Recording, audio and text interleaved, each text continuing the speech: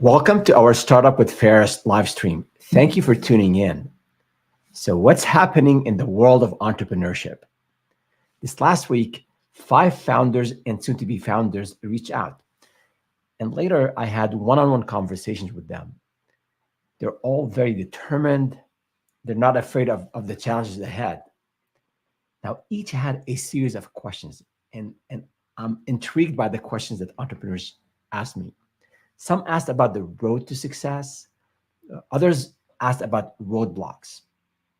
And I think when we think about roadblocks, many of us we tend to think outside, the market, competitors, the economy, how to sell, how to market, how to be profitable, how to hire. All of these are legitimate questions, and we need to be aware of the external roadblocks. But what we don't often highlight enough are the hidden hurdles within us. That's why today I want to focus on something internal, the character traits that those of us who aspire to be successful business owners, successful in life, they need to purge themselves of. I genuinely believe that these character traits are deadly for early stage founders. And those of you who haven't taken that entrepreneurial leap yet, these traits would also impede your career growth. Let me give you some context before we dive into the details. Entrepreneurship's bedrock is learning. By definition, entrepreneurship is about innovation, about solving problems, and making more of little, and making more out of little. The ability to innovate, that drive and the ability to innovate, it requires an immense amount of learning, trial and error, and being open to feedback. Simply put, being a good learner is a prerequisite for becoming a strong entrepreneur. So anything that stops in front of an entrepreneur's ability to learn should be considered a fatal flaw for entrepreneurship. I see two types of character traits as serious threats to learning, and therefore they're also limiting personal and professional growth. We'll cover each of these today and learn that they learn so the ins and outs of these traits. I'll share examples so you can be very careful of them. More than learning, these vices can sour your relationships with people. It took me a few years in corporate and then a few years in my own business ventures to realize that business is all about people. I first started hiring, 25 plus years ago. And for me, the one quote that summarizes hiring and work is what Herb Kelleher, the late founder of Southwest Airlines, he said, "You can teach technical skills, but you can't teach attitude." So before we go into the details of these two vices, let me see, first of all, if you have any questions, and also cover a couple of housekeeping items. So if you have a question, you can go to startupwithferris.com, and if you're listening, Ferris, Feras, and submit your questions there. You can also leave us a question in the Google form. And when we do that every Wednesday at 10 p.m. Pacific, 11 p.m. Eastern, we have this live stream where we cover a business topic and also answer the questions that come our way. So make sure you leave us a question either here in the comments, in the form, or on the website. Now, I'd love to hear whether you're listening now live, you're watching live, or listening later or watching later.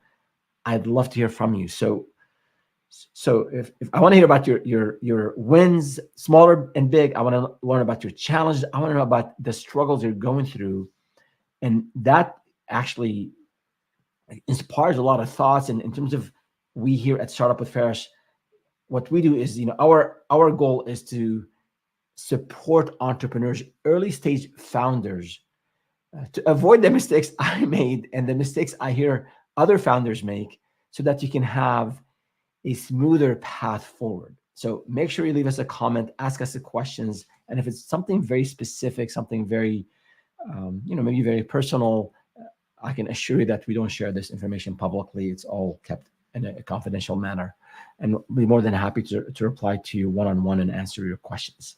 So let's see if we have any questions from our community here, and we do. Good. All right. So this is early on talking about the traits. Are all of the same character traits good for employment and entrepreneurship? So I mentioned this briefly.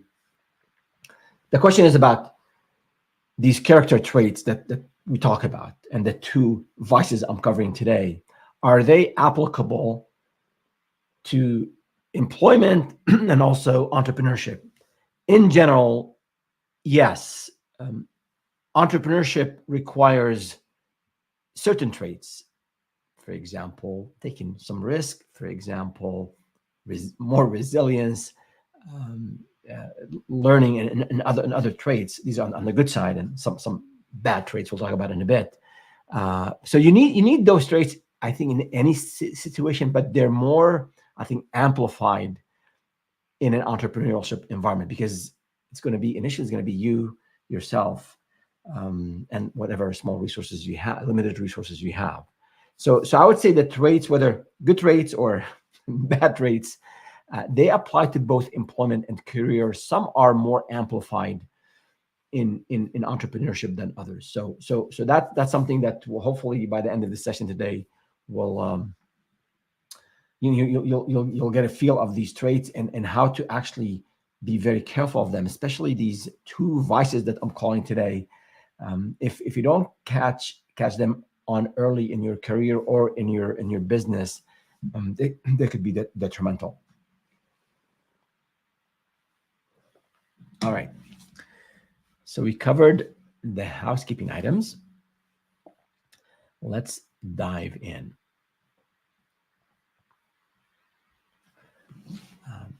So we're talking about entrepreneurship and success. A successful entrepreneur, he or she needs a couple things: a good solution to a relevant problem and product market fit, buzzword. Basically, product market fit is unique offering that people will want to buy. Basically, you want to be able to sell your product, your service to strangers. You want strangers to get to know you and buy from you. At a very basic level, these are key essential ingredients. The good solution to a problem and that product market fit. They're essential ingredients that you need for on your journey. And I believe that the two vices we're talking about today are impediments to good problem solving and also iterating until product market fit is reached. The reason is that a good solution and successful iteration depends on learning and figuring things out more often than not very quickly. That's why I always say you got to iterate on the go, you got to iterate fast. So anything that comes in between you and learning should be a red flag. So anything that comes in between you and learning should be a red flag. The first of the two impediments to learning is arrogance. Now, how does arrogance come in between you and learning? I think we probably have some examples in our lives, but arrogant people don't learn because of the inherent assumption in learning from someone is that the student or the seeker, whatever we want to call it, they lack something and admit that the teacher or the educator possesses it, right? So if a person is full of themselves and they don't want to admit it, and they don't want to admit that they're not perfect, they don't want to admit that they're not, they're not deficient in any way, and they refuse to acknowledge that they may not have, that this other person may have something that they don't have. I mean, this person with these qualities will never learn.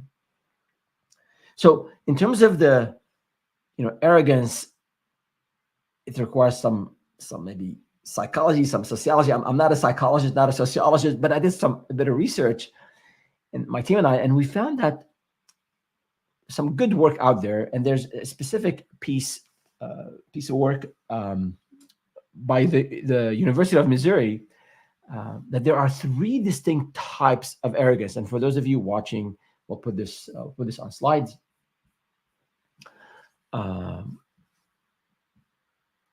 The three distinct types of arrogance. The first one is what I'm calling here, or what they call the individual arrogance. So this might be probably the most familiar type. Someone with an inflated opinion of their own abilities, traits, or accomplishments, compared to the truth. So if you look, for example, what we see on the slide here, it's sort of a pyramid. So we'll show one part at a time. And where is my slide? Right here. Yeah, we're showing that. So you'll see, I think I'll make it larger. So, yeah. So at the bottom here, sort of the first one is there's distorted information and limitations in abilities, overestimation of one's information. I mean, it's stuff we see around us at times. And then this is key, is resistance to new information about one's limits. So it's hard to learn if you think that you know the best, and no one else knows more than you do, which is the second type of arrogance, this comparative arrogance. It's so the first one is sort of against the truth, like I think I'm better than such and such. The second one is about ranking. It's an inflated ranking of one's own abilities or traits or accomplishments compared to other people. So again, if you look here at the graph, if you look at 4 and 5, and I'm going to share some examples here on all of this, because we have to know this so we avoid it. But if you look at the graph here, you'll see on 4 and 5. Make sure this is up, pulling up. Yeah. The graph, for some reason, is not pulling up here to make it larger on the screen. Yeah, you'll see that, failure to consider the perspectives of others.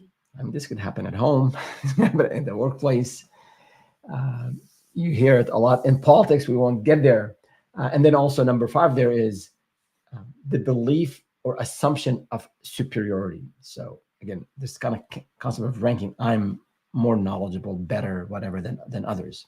So I want to give you specific examples from entrepreneurship. I mean, you have to watch out for this type of arrogance.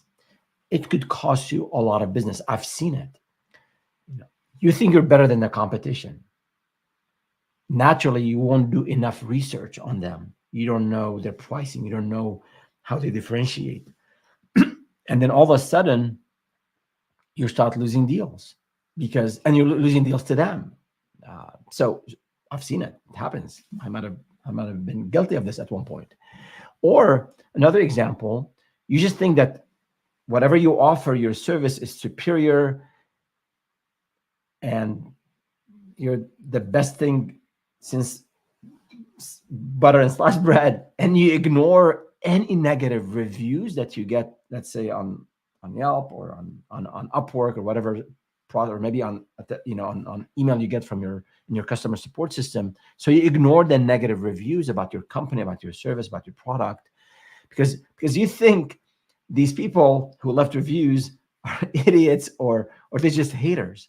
I mean, there might be one or two of these, but if you're getting this feedback all the time, negative feedback, and you're not acting on it, this could cost you a lot of business. This could definitely have a negative impact on your reputation and subsequently on the leads you get and on the business you get.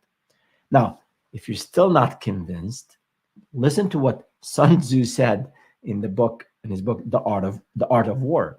He said, when your enemy is overconfident, or when he just plain thinks that he is better or smarter than you, here's what he said: encourage him to continue in his misguided thought, this will give you a huge advantage when dealing with him. So if your competitor is arrogant and they think they're better than you, and let them feel that way. Let them be misguided in their own way.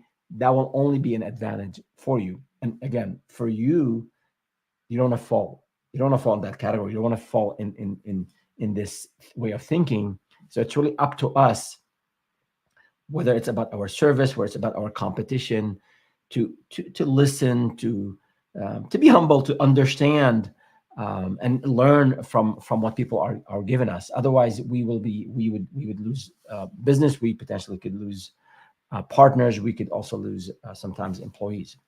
And I was going through examples from my own business experience and from my own life, and like, how does this type of arrogance play?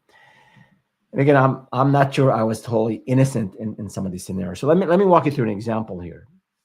In one of our earlier businesses, we had a group of professionals. We were part of a network of professionals, and they were all of us were affiliated with one organization. Now, each of us, we had our own area of specialization, but there was just a little bit of overlap in what we offered. And the market we were targeting, it was huge, and none of us could service a small fraction of that market, let alone just thinking that we can serve and acquire the whole market. So there was enough room for us for each business to grow, to expand, without encroaching on these other professionals in our market and on their businesses. So, and although we were part of this network and this organization, we hardly ever talked to each other about how our businesses are going and the struggles we're facing. And everybody is cagey, that fixed mindset. I was thinking that way. Others later told me they were thinking the same way. I'm thinking, this is my competitor. They're the enemy. I don't want to talk to them and get close to them. I don't want them to know about my clients, my ideas. They'll steal my clients. I mean, so silly in hindsight. And then, I was thinking about it and I said, these are smart people. If I'm struggling, they could be struggling as well. So myself and another member of this local group, we made an effort to get all of us together in one room and just talk shop. The first meeting was very, very awkward. As I said, everyone was cagey. No one sharing a whole lot about their businesses and the challenges they're facing. I think for me, it was sort of maybe a bit of arrogance to like, how I know more than these people. I'm more accomplished. I've got this degree. I've got this certification. I've been around longer. Whatever the case might be. So nobody nobody was sharing anything of substance. Again, this is all the past. Hopefully, learned a lot from that. And people were saying, "Yeah, I'm pitching this company," and they're dropping names and all of that. But then I thought to myself, dude, I'm working 60, 70 hours a week. And I was okay. We're sort of barely making it, but I'm struggling. So if I'm struggling and working really hard, they must have similar issues as well. So I took the courage to open up and said, "Hey, folks, my business is doing okay, but it's a struggle. It's taken forever to convince leads to buy and even longer to deliver." And then I shared a couple of examples of the issues I was facing. And I genuinely, at the time, I asked for help. Like, can someone help? Do you have ideas? It was hard for me to say that. Again, these people I knew, but they were not friends. Didn't know a lot about them, if they were going to judge me, if they were going to make fun of me. But I did ask for help. And maybe this is harder on some of us more than others, based maybe on culture, upbringing, based on maybe our family, based on gender. They're probably different. It's a nuanced conversation. I don't want to get into it, but it was really hard for me to ask for help. And there's about 10 of us. This is not like public or on YouTube. It was just a small group. But as soon, and here's what I want to get to, as soon as I was done, and as soon as I opened up, another person opened up as well. Then another person. Then everyone in the room opened up.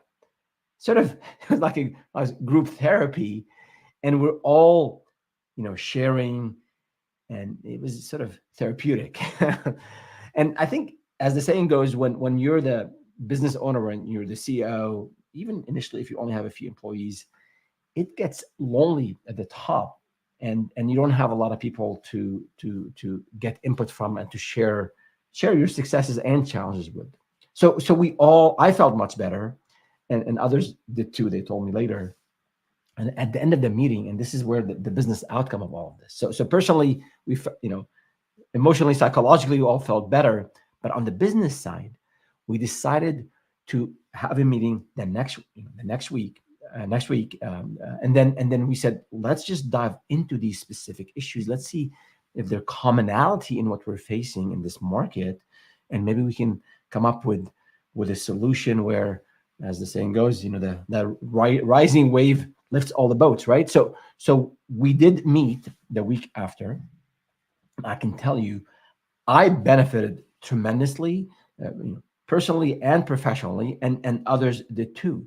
So we started to not only to learn from each other and pick up the phone or email and ask for help, but we also started to team up on deals. And I remember closing a $60,000 deal just jointly with one of the members of this group. And neither of us would have been able to close this big deal at the time, because we were closing any the range of deals we were closing were like 10 to 20K. So by combining forces, by opening up and say, here's what I bring to the table, here's what you bring to the table, can we work together and close a bigger deal? So we sure did. In addition, as we were having success, the word got out to other markets. So we were the local group in the Bay Area here, and there was we were part of this national organization that we were affiliated with, and others in other markets heard about this. So this was a success story for others to follow, and we started to collaborate with people at the national level, and again, more opportunities came up, and more partnership came up, and it was just it was very fulfilling for me. First, I improved as a person, my business improved, but when I was part of offering a solution to people and help people succeed, that was just very rewarding. So it was rewarding at the personal level, and also business wise in terms of dollars and cents.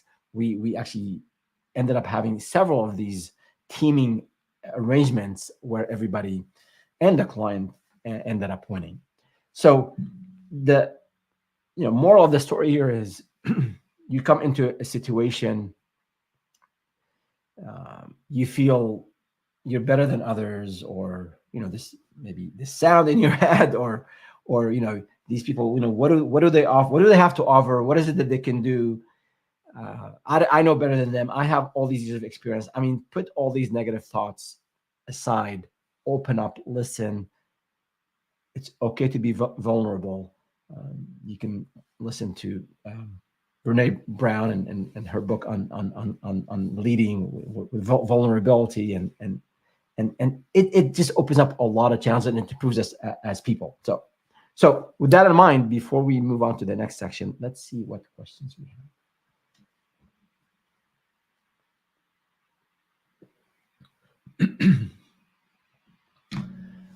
Have you seen any successful entrepreneurs who are arrogant?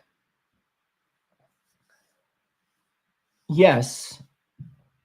I mean, I don't know how lasting that success is. I think, and obviously one mentioned names and one mentioned specific companies, but I've seen people where then you're talking to them and they just continue to just mention it's all about them and what they've done and what their company is doing. I mean, this is not a sales setting where you're maybe projecting authority. This is just a casual conversation, and they're always, just maybe they're the smartest people in the room, but dude, you don't have to tell everyone and make everyone know that you are the smartest guy in the room or gal, and put others down. And I want to talk about this later before the end of this episode, the specific point about putting people down. But I've seen it, and they've been around for a while. I mean, just a couple of names come to mind, but I haven't seen them grow at the same pace that others have. And I'm talking about maybe at least these two examples that come to mind. I mean, we're talking about 10 plus years. They're doing okay. They have maybe some great logos that they've acquired, some customers.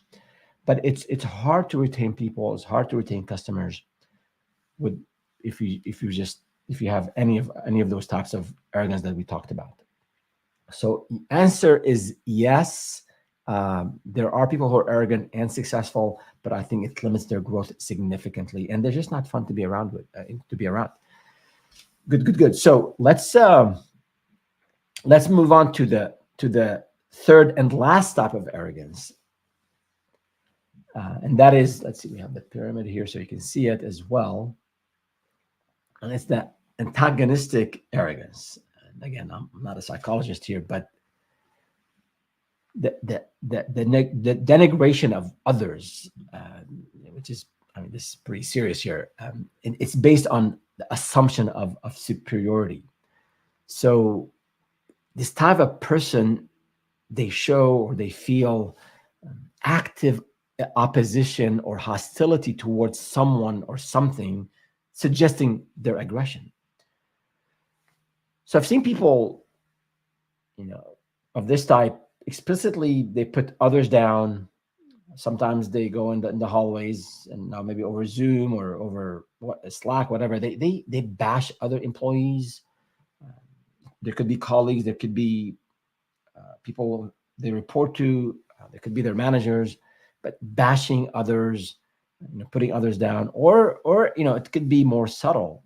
I've seen it where someone would make a comment publicly. Let's say you're at a conference, at a networking event, social event, and they start talking, about themselves and what they've done, and also directly or indirectly, and I said in a subtle way, they mention how dumb such and such is, a partner, a client, a student, an employee, whatever.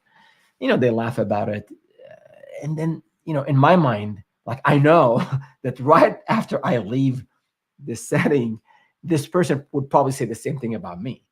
I mean, I'm not thinking ill of them, but if that's their habit, if like in a span of 10 minutes they put 3 other people down, and maybe you don't want to associate with these folks, but you run into people like this. So they, again, they think they're the smartest in the room, and others are inferior, and they just have to let everyone know about it. I'll give you a very specific example. As I was working on preparing for this episode, I had to dig really deep to come up with an example, a real example with tangible impacts. So I remember a client that telling me that they decided not to work with an agency, a highly specialized and recognized agency on the small side. And this client, they've invested $25,000, $20,000 with this agency for phase 1 of a project. Now, this client completed that phase 1 with this agency, and then they came to us, to our company, for phase 2. And I remember it vividly. It was a pretty sizable deal. It was, I think, it was $210,000 for that first year of the contract. And then this client stayed with us for many years. And I think we ended up every year selling them something between $60,000 and $100,000 in terms of consulting and other services. So we ended up getting over $1 million in revenue from this client over 5, 6, 7 years. And so it was an amazing thing for me. But in the back of my mind, and maybe with my competitive nature, I wanted to know, what is it like, why is it that this customer did not continue the work with the other agency that they worked with for phase one? I was dying to know, and I was trying to find the opportune time to ask. You don't want to come across as nosy or what have you. So I asked. We had a social setting after dinner with the client. I asked one of the VPs. So out of curiosity, like, what happened? Like, how come you didn't work with this other company and you went with us? I'm thinking maybe we impressed them with our technical know-how, or we had published a book at that time and all that. So about the subject. So he said, and he was very, very polite. He didn't want to elaborate too much, but he said, and listen to this, he said, this other agency, they were too professorial. They were too professorial. His way of saying, and I think one of his managers, later said, yeah, these guys are just too arrogant. They thought of this agency. Technically, that agency was solid, no doubt about it, but it was really hard to work with. So that arrogance was felt by the client. It did cost this agency over $1 million in revenue. I mean, good for us. We got the business. It's on them for losing it. But it's something to reflect on. Who wants to work with people like this? Whether it's employees or clients or partners or just friends at the gym. So for you as an entrepreneur, as an aspiring founder, if you want to grow a business, you want to build it and grow it to 7 and 8 figures, these traits matter. So even if you're the smartest person in the room, and entrepreneurs I speak with, they're technical, they master, or they're on their way to mastery of their technical domain, but you gotta respect and value people around you. And in the study we referenced earlier, arrogance isn't just about interpersonal relationships. It spans all types of relationships. So again, this trait that we have, it's not like we can turn it on and off. Like at work, we're aggressive and maybe arrogant. As we said, it's not a good thing to have. And then at home, we can be different. I mean, these things rub off on each other at home and at work, in places where we interact with people. So before we go to the second deadly trait, I want to summarize by applying these 3 types of arrogance to entrepreneurship. I know we showed you the definition, the pyramid, as I called it. I know I gave you some specific examples, but to summarize here, keep in mind that running a successful business is all about iterating, gathering real life data, and improving things on the go.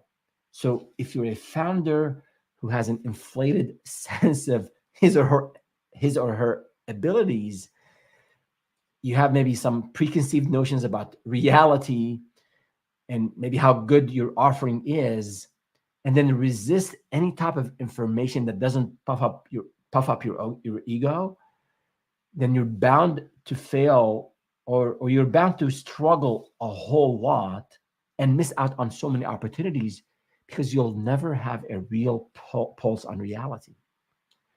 And then arrogance can lead to insularity. So it's indeed one of the biggest dangers in business, or for business. Businesses that don't respond to what's going on around them, the changes in the marketplace, disruption, whether it's technology or otherwise, if they don't adapt, if they don't foresee demand, they'll fail. So keep those in mind as you build and grow your business. And then the last point here on arrogance is also consider the impact of arrogance on culture, on the company culture that you're building, on team building, and on employee and your team retention. Good businesses, they thrive in good and great organizational cultures, and good ideas thrive in nurturing environments. So at the end of the day, as a founder, regardless how capable you are, you can only do so much on your own. A growing business is going to need to add people, unless you decide to go that solopreneurship route. That's a different discussion. But if you want to grow your business, you have to add more people to the team. And if you, as a founder, start or continue to antagonize people, you won't be able to keep good talent around. The economy is start to get better. People will leave. We'll find other opportunities. So you want to to allow your people to thrive, to grow. You want to be able to retain people. You want to respect them, even if you're the smartest, even if you're the one with the most experience. It's really important to humble yourself down and be open for ideas. You never know where the best idea comes from. And the side note here is that if you think arrogance is good because it means confidence, persistence, and tenacity, then you're conflating it. And I do want to cover this before we end this episode. So stay with me for a second here. So we're going to go to the second vice in a second. But before we do that, let's see what questions we have.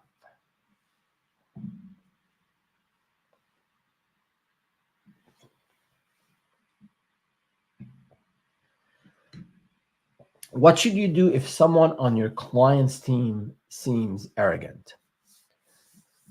So this is on your client's team. So if it's someone on your team, you have a talk with them, you give them maybe feedback and specific things to do over the next 2-3 months, and you have a bit of control if it's someone on your team. But if it's on the client's team, it is tough. It's very difficult.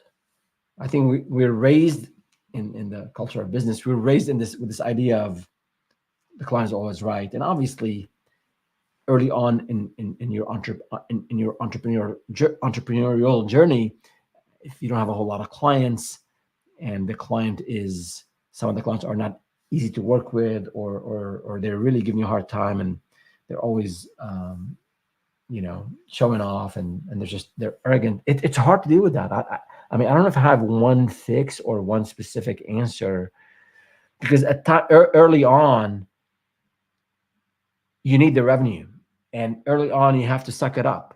This is just a really general statement. There are always exceptions to these rules, these business principles. But early on, you got to bend over backward to get the client, to get the business, to get the revenue, to get the cash, so you can grow. And maybe initially, before you grow, just to pay the bills. So I think your tolerance for some of this stuff has to be high initially, but over time, I think you'll have options, and you can ask clients to leave. We've done it many. If someone is obviously, if there's harassment and there's something more serious, you want to have a very, very strong stance and position and deal with it right away. But if it's something where it's just annoying, you might have to just suck it up. And again, this is how I would, maybe it's not a popular opinion, but I think initially is important to keep the client, get the revenue. At one point, I think that arrogance on the client side will be detrimental to the client themselves. So I would deal with it with data, with information. Maybe you approach them differently. Maybe, especially if they've been with you for a little bit of time, you provide feedback, so they can also improve. And I think a good, healthy client-vendor relationship is built on open communication. So, long story short, at times you have to deal with whatever clients you get because you're desperate, maybe. So don't feel too bad about it. But as you grow, and as cash flow is improving, and as business is improving, I think you have options. You don't have to deal with jerks. You can walk away from business. And we have walked away from hundreds of thousands of dollars from business for many reasons. I'll talk about it in a different episode. But I think if it's not extreme, I think in a polite, professional way, maybe with some stories, show them why it's this attitude is not helpful, for their own business. Maybe that would help them maybe change that behavior. So those are some thoughts. Hopefully that's helpful. So let's move on to the second vice that you need to watch out for, and this is shyness. Now, I use shyness here to mean that different people maybe define shyness in different ways. So it is nuanced, but the way I'm defining this today is being maybe too reserved or timid to take the right action or to take the action that's needed at the time, especially in front of people. So I'm calling this a vice in the context of business because it can be a really critical deficiency. As I mentioned earlier, what defines entrepreneurs is their ability to innovate. Innovation can't take place without learning. So on one level, shyness is an issue because learning requires persistence and at times aggressively seeking whatever you're going after, seeking something. A shy person will not do any of this and will not learn much. Now, we've all seen how shy students lack the courage to express some of them, like to express their lack of understanding or seek clarity on things, and they end up not learning, right? On another level, shyness is at odds with business in general. If you're starting this entrepreneurial journey, if you're thinking to start a business, these are realities. I'm not making this stuff up. You might have a different opinion on some of the things I mentioned, but there's some core principles that apply to business that you have to be aware of. So the nature of business is one that it requires us to be proactive, to be resourceful, to be bold, for people to to fend for oneself and to advocate, for our interests. Nobody's going to advocate on your behalf. If you're an early stage founder, no one is going to pick up the phone and follow up on the leads. No one is going to pick up the phone and collect the money that someone owes you. So that's just the nature of the beast. Business is essentially a space where the survival of the fittest and also the survival of the most adaptable apply literally. So business owners that don't tenaciously grab market share, and especially if you want to grow the business. If you're happy with just kind of stale business and sort of making it month to month, then maybe that doesn't apply to you. But in general, you have to have that tenacity to go and get sales, grab market share. So if you don't have that, sooner or later, you will either go out of business or stay in a very stale mode of operation. And that's why I usually say, it's not me saying it, it's Phil Knight, the founder of Nike. He said, life is about growth, and in business, you're either growing or dying. So growth is important. And so what's all of this got to do with shyness? Well, I don't want to use the word aggressiveness a lot, but the assertive and proactive nature of business is at odds with shyness, because shyness calls for avoiding asking to learn, avoiding confrontation, tension, challenging ideas, or holding stakeholders accountable. Examples: if you go to a networking events to hopefully get some business, and you go there and you don't know anyone there, and I speak from experience, if you're not reaching out to people at this event and you're not speaking with them, you're not going to get leads. I'm not saying this is easy. Reach out to strangers, especially if you're not sort of the extrovert type and you haven't been in sales before. None of this is easy, but you got to do it. It does get easier with time, just like anything else. If you have If you have a struggle hiking or running, 3 miles every other day, start with 25% of that. Start taking shorter runs or shorter hikes, and then over time you get better at it. Same thing in business. So that's an example of, and it was really difficult for me to be out there in these networking events and just walk up to someone and say, "Hi, this is Ferris." And again, over time you learn it, and sometimes you end up doing it obnoxiously. Just go and you have a script and you just go over the script and people don't want to talk to you. So you learn from those mistakes. But it's hard to get leads that way if you're shy. Now, you might be you know, there are ways to deal with it. I'll get to it in a bit. But you might also feel shy in asking people for money, of course, understandable. Even asking people to get back to you on a proposal you sent. Like if you don't do that, clients are busy. You might lose the deal. They might get busy with something else. So those are small but very important examples where you have to build this muscle to overcome the shyness.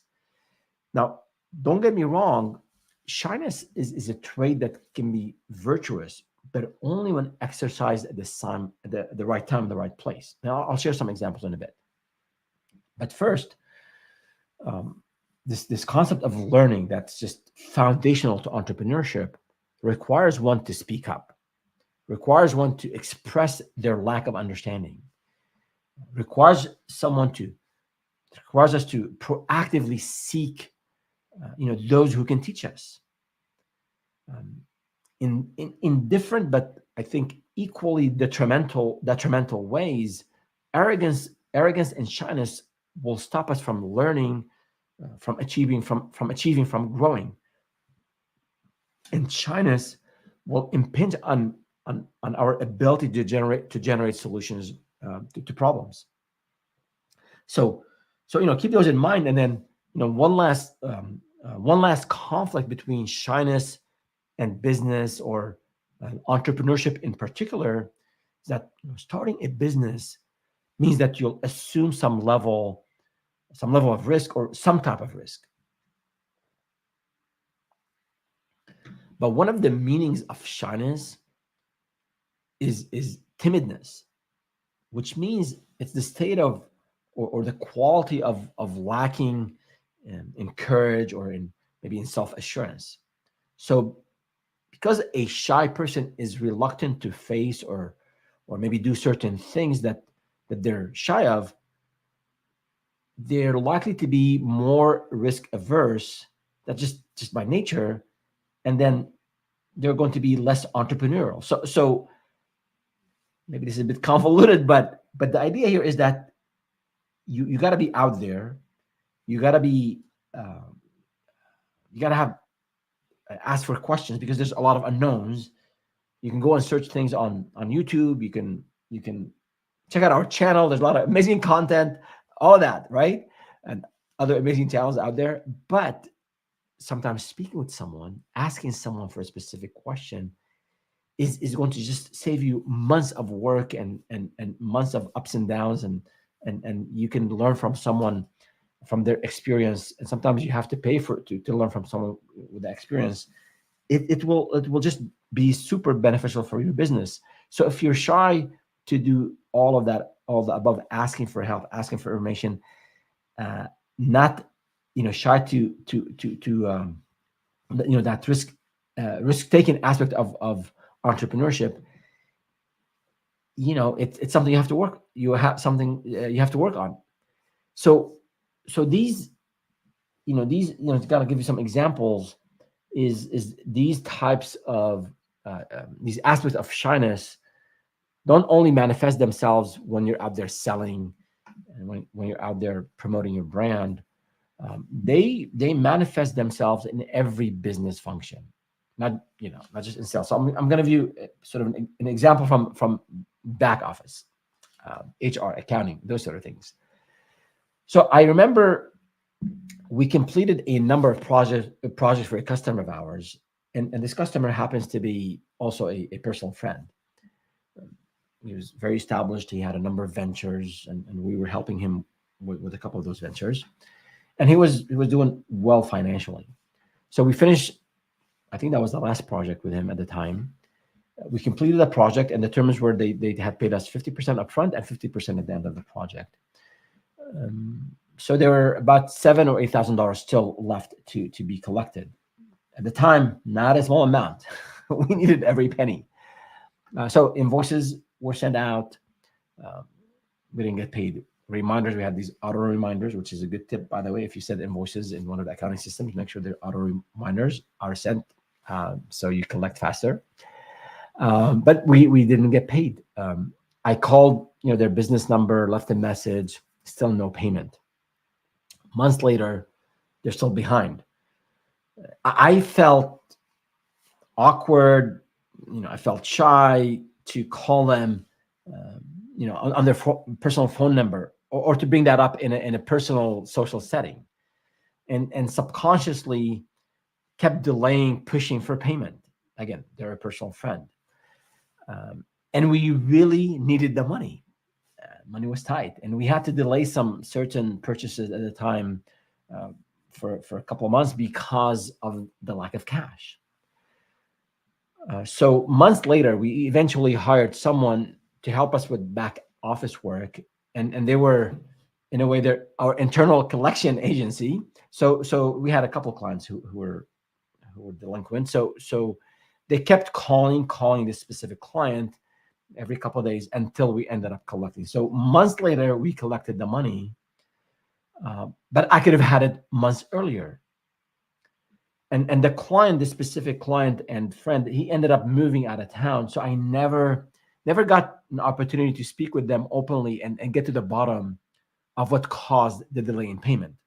But the idea here is that shyness, the fear of awkwardness, prevented me from collecting money, and that actually ended up hurting the business. So you have to overcome this by, again, learning about it, dealing with it.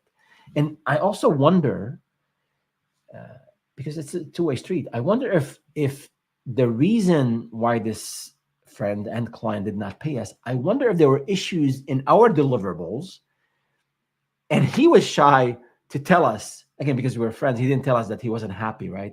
So I don't know. I never got to the bottom of it. Maybe, or not maybe, if I end up seeing him, I will definitely ask him. And this is from many years ago, and it's behind us. And I definitely don't have, try hard not to have any hard feelings or any grudges. In most cases, it's better to give people the benefit of the doubt than judging them. So, but that's an example where business was impacted because I didn't work and overcome my shyness at the time. So there are a couple of thoughts I wanna cover before we wrap up this episode. But before we go there, let's see what questions we have.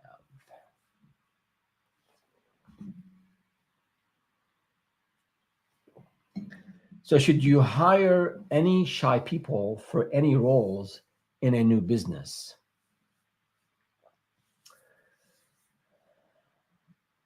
I mean, it's going to be sometimes hard to tell some of these traits.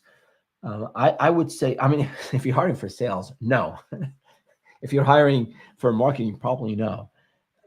And there may be various degrees of shyness, but I would say if they have a lot of good qualities and they happen to just be the very shy type, I think you can work with them on that. As a good manager, as a good leader, work with your people to improve, and obviously they will give you feedback and you improve as well. And again, I'm defining shyness here in a very specific way. People not doing what needs to be done at the right time. Someone being timid, right? Someone being reserved. I'm not talking about introverts here. I'll cover this in a second. So I think I would. The role is going to depend. If the role right off the bat requires a lot of people interaction, requires assertiveness, requires just being out there, interacting with people, like someone who's very, very shy, it's going to be very difficult for them to perform in this role, and that will hurt your business. Again, on the other hand, if they have amazing other qualities and they maybe don't have a lot of interactions with others, then maybe the answer would be yes, and you would work with them on on improving in the sense that it's good for them and good for the business. You can't make people change. What's the saying? It's, you can teach people technical skills, as I said earlier, but you can't teach people attitude. And I think character, these things people have to work on themselves to improve. Others can point things to us. Others can share with us some feedback, but it's upon us to take that feedback and improve on it. Good. So let me proceed. Excuse me. To the next couple of thoughts here before we wrap it up. One is on leadership. A big part of business and entrepreneurship is leadership. If I ask you to imagine a shy or an arrogant leader, you may cringe just at the thought of it. Arrogant leaders are typically despised, and more often than not, when they're down, they get stabbed in the back or they get kicked. So no person likes to be perceived as less or unworthy in the eyes of superiors. So arrogant leaders will inevitably make talent around them leave or just totally unengaged. Now, shy leaders, because we're talking about leadership and the concept of shyness and arrogance in the context of leadership, shy leaders, again, in the way we defined it, will make it very difficult for themselves and for others to get things done. A big part of leadership is managing people, dealing with challenges, enforcing rules, and holding people accountable. So if you're very shy to point something out to people, it's going to be problematic. In the book, How to Lead, I forgot the name of the book by Brene Brown. She says clarity. She talks about kindness and about just being a good person. She talks about clarity, and you can't, you can be authentic and it can be kind and nice if you're not clear. So if the shyness that you have is preventing you from providing feedback to the people who work with you on how to improve, that's not good for them, for their career, for their growth, not good for you, for the business.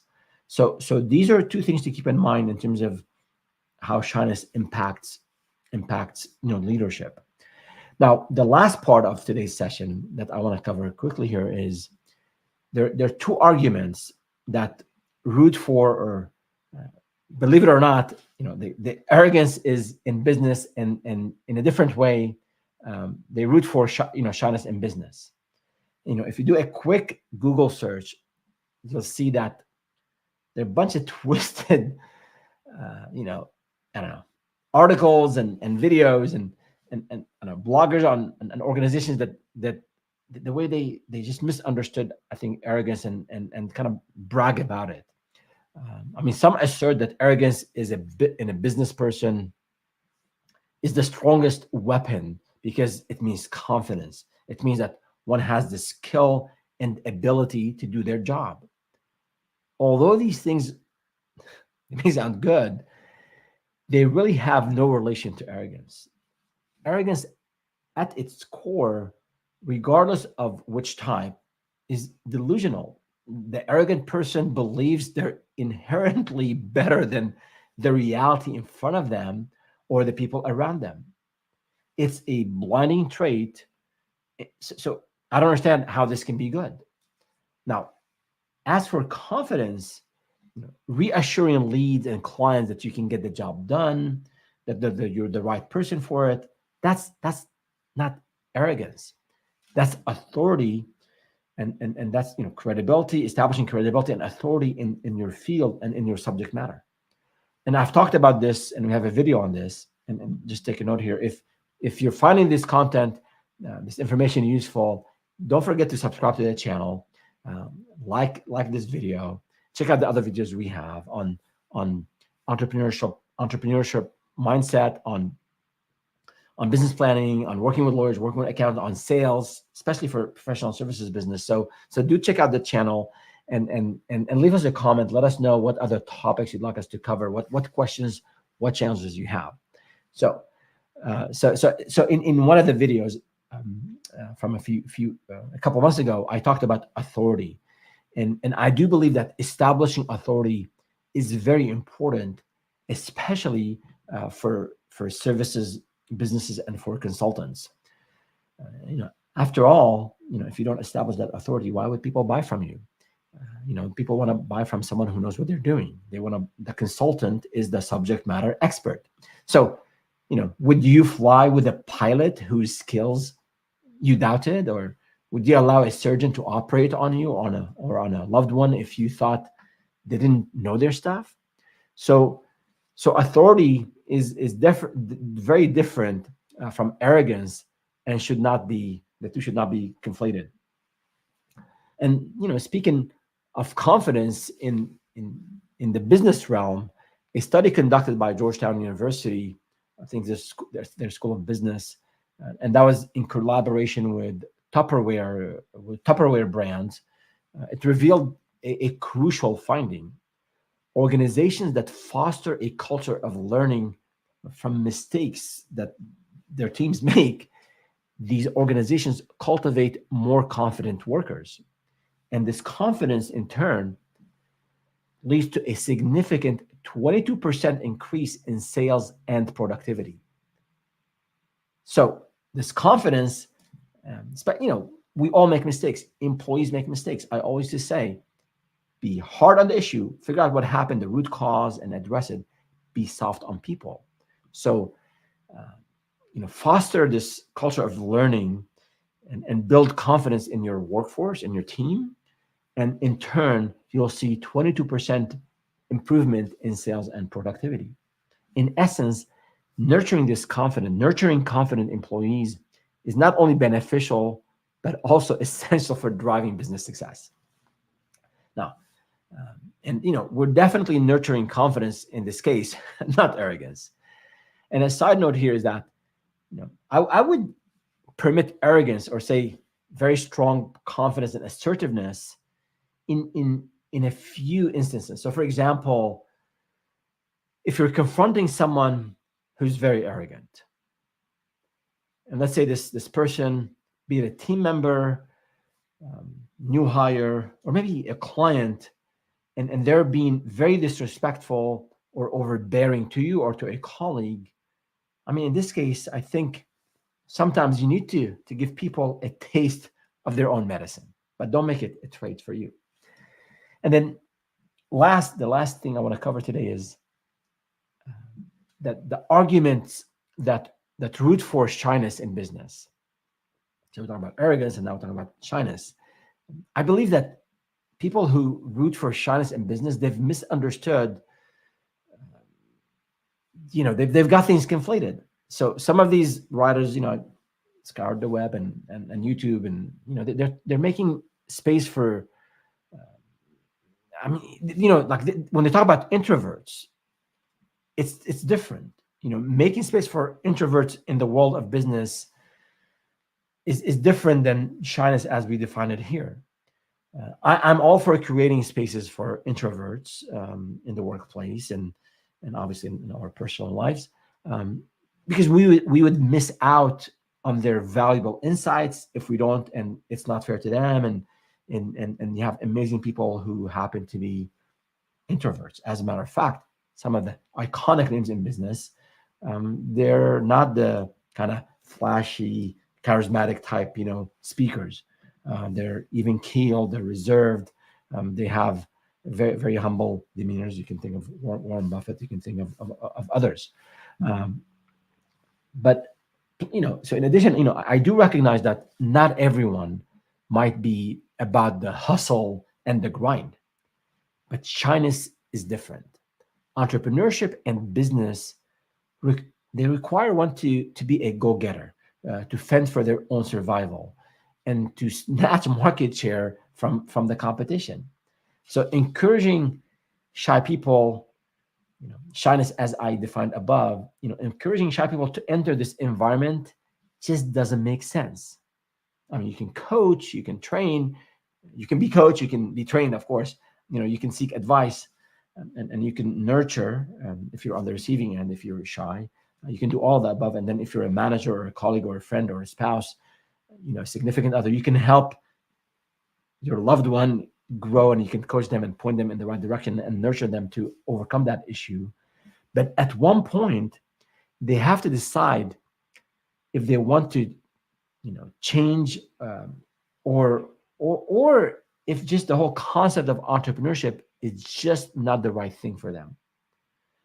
It's like someone who doesn't have sea legs wanting to be a sailor, or join the Marines.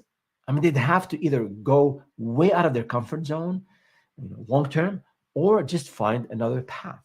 So, on this channel, as I always say, we give straight, direct, honest advice. So I want to make sure you know what you're getting yourself into, and knowing, and about arrogance and shyness, and trying to internalize, and assess if you have elements of these, because sometimes we might have some elements of these two traits, and see how you can deal with them, overcome them, how, ask for honest advice from those around you, and that will help you improve and get better personally and professionally. And before we wrap it up, I think we have one more question here. Let me just take a look. Have you ever turned down a new client because of their attitude? Yes. Early on, I didn't, and no regrets. And actually, it's important to you got to bring revenue in. So initially, again, I'm not if they cross certain lines, whether it's values you believe in, whether a type of business that you don't want to deal with, or because of other things, that's a different discussion. But if someone has an attitude, I think that attitude will come up during the sales process, and then you decide if it's something you can deal with or not. If you're a new business owner, a founder about to start a business, I would say go all out, get any business you can, and just get traction, learn, and all that. That's important, and deal with some jerks for a little bit. Later, you can be more choosy. You should be more choosy. I remember we had a client, and I'll end up with this. We had a client we finished the work, and they kept asking for more because they owed us, I think, 25% still on the project, and we're done. And they would not pay. They kept coming back for business. They kept coming back for more customization, for one more thing. Oh yeah, please help us with this, help us with that. So they're dragging their feet, taking more of our time, and holding us hostages to the 25% that they owed us. And then eventually I had to set some limits and be very polite and professional, and got the money collected, and they came back for another project, and we politely said no. And I mean, they're smart, and they said, "Did we give you a lot of hard time?" I said a little bit, and I laughed, and I said we're just busy and we're not focusing on this one area of the business. I mean, I didn't know why, but I sort of just wanted to move on. So you do find people, you do get people who have attitudes. It's just part of customer service, part of being in a services business. If you're not maybe made for this kind of people interaction, you can learn it. I learned it. Others have learned it. We did in the last week's live stream. We talked about products and services businesses, and how different, and how in services business you have to interact with others, and you have to build that muscle and hire people who can deal with customers. But at one point in time, I think you'll be more established, and you'll be profitable, and you'll have a lot of options, and you can walk away from business. We definitely, maybe that will be a subject of a different topic, of a different episode on businesses that you shouldn't engage with, because you end up losing your shirt and not having happy clients, and not having happy employees. Good. So that's there you have it. We covered this topic, which a bit more internally focused, not about sales and marketing and delivery. I hope you found this useful. Again, if you did find it useful, subscribe to the channel, share it with your friends, hit the like button, leave us a comment, and last but not least, we do have two things: the Daily Advisor, our daily newsletter that is targeted, it's specific, it helps entrepreneurs, aspiring entrepreneurs build and grow their 7 and 8 figure business. So go to the website, startupwithferris.com, Ferris, Feras, and sign up there. And I do offer 2 slots every week, no charge. I won't be pitching anything, no gimmicks. I offer these 2 sessions for people who are struggling in their business, or those who have an idea and they want to grow that idea. So you can go to startupwithferris.com, go on Ask Ferris and sign up there. It's a free consultation, and there's no hidden agenda. It's my way of saying thank you to everyone who has helped me throughout the years. So again, thank you so much for tuning in. Join us next Wednesday, 10 a.m. Pacific, 1 p.m. Eastern for our next live stream, and we'll see you next time.